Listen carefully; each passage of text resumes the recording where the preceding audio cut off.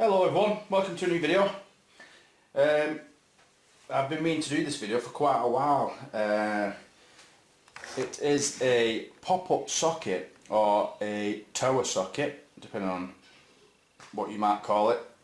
It has 3 UK sockets and 2 USB sockets, and these are made to be fitted into a worktop or desk, whatever you want to put it in, and it sits flush with the worktop until you need it. You'll press the button and then pull it up to use it. Now the plan was, before, as you can see, there are no sockets on that wall, and we have a food mixer that would usually be here, and every time we want to use it we have to move it over the other side of the kitchen to use it, and we prefer to use it here on this workspace. So that's the plan. Now we was going to put it towards the back there, the back of this washer, because there's a socket down the back of there that we could have plugged this into using the plug. But because the washer needs to be pushed back so far, it'll come into contact with the sockets, and we don't want that. So what we're going to do instead is we're going to come on this side. We're going to come on this side of this panel, and we're going to put it in the corner over there, and then I'm going to run the wire through the back end of this wooden panel. Now to do that, I'll have to put a new plug on it, because I'll have to cut this one off. I'll possibly use this one actually. I don't know if I can or not. We'll see. But I'll have to cut the plug off to feed the wire through an hole at the back there. Now, obviously, a decent sized hole is going to be needed in our worktop, and to do that we will need an 80mm hole saw. Making sure that you have an arbor. You'll need an arbor as well as this to make it work. Sometimes they're sold separately, you see. So just make sure you have, well, you'll have to have both of them for it to work. And a drill that's capable of pushing this through that worktop. The only other thing you'll need there is some masking tape. Now usually what would happen is, excuse me, I've got a bit of a cold. Usually what would happen is you would tape up the area in which you were drilling down through, just to help prevent any cracks or anything. But I'm opting to start from underneath, and I'm going to come up from underneath until the drill bit, let me just show you, until that drill bit pops through on the top. Then once that pops through, I'm going to drill down, back down, and hopefully have a nice clean cut. That's the theory anyway, so yeah, we're gonna crack on with that.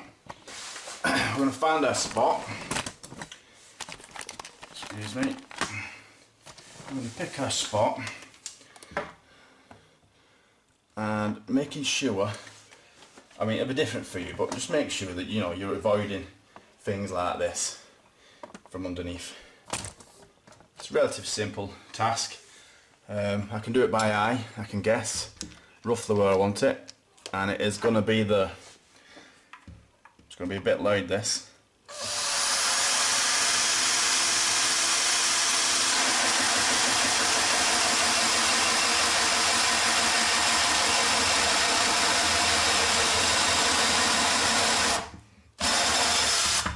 Now when you're doing this, just make sure you take your time. There's no need to rush it. Put your drill on the highest setting, but don't force it in there. Just gently push. Just allow the teeth of the saw to do all the work.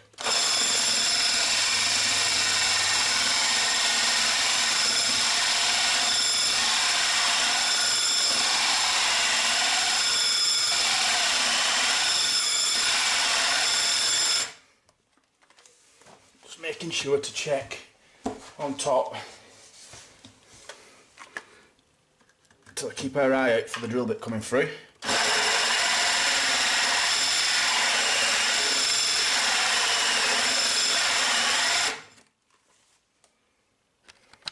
Okay, so we've come through with the drill bit, and now we're going to go from the top downwards, and hopefully we'll get ourselves a clean hole.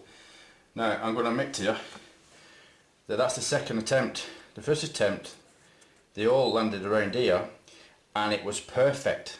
It was that they all would have been perfectly placed, except I didn't take into account this lip on here that would be sat here, so it wouldn't have sat flush with the worktop. So that was a mistake, but it was fine because I could just move over here knowing that I would take out that overall anyway. So now we're going from top down, and hopefully the end result will be okay. I'll just position that there.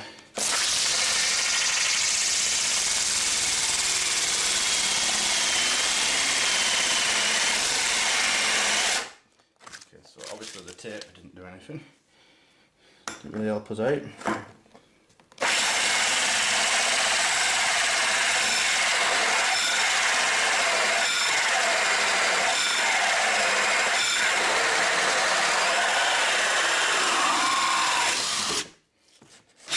And there we have it, our hole. Oh, as you can see, because we started from the bottom and then came back through from the top, a slight deviation, but it's a clean hole. That's what we want. As you can see, barely any chipping, which is a massive bonus, because we definitely don't want that. A little bit of chipping will be fine. I won't worry about it too much because the lip on this will cover it, so I won't worry too much about any little chips. Put the wire through, and this should, albeit snugly, there you go, that's a very nice snug fit. Just move this back, lift it up so you can see. There we go. Now we'll get our ring, so we'll put that back over the wire, that way it would be. Remove all the dust. I'm just going to fix that, or fasten that when it goes on properly.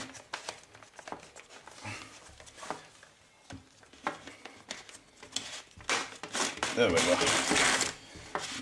Fasten that nice and tight. Now I'm going to have to drill a hole through the back of here, so we can feed our wire through into the socket behind this panel. So as you can see, excuse me, as you can see, we have drilled our hole for the wire to go through.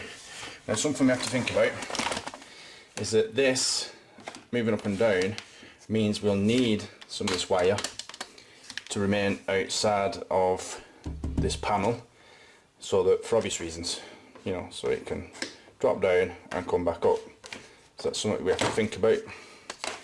Just feed the wire through.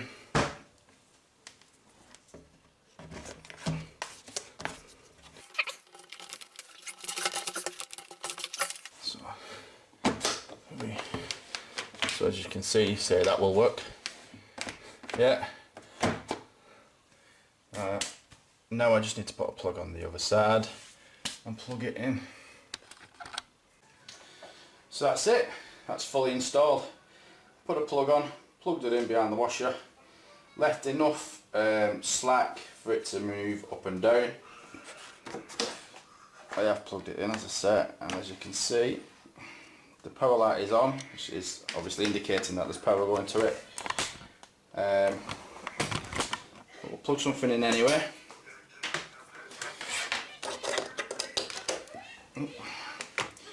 And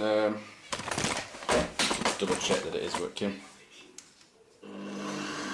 As you can see, or not, it clearly is working.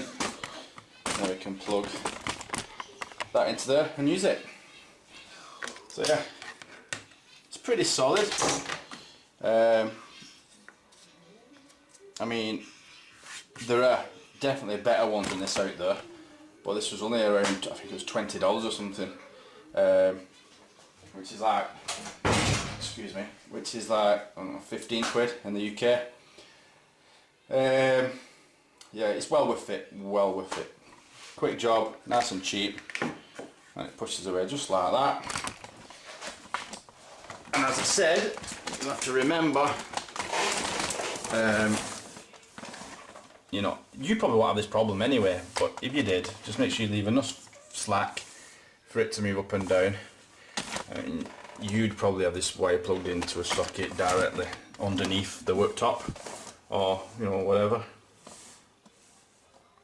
So yeah, don't think there's a lot else to cover now.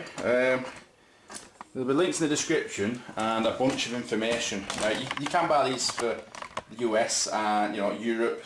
You can get the plugs that you need on them, obviously. So other than that, I don't think there's a lot more to it. I think that's it. For this particular pop-up socket, we needed an 80mm hole saw.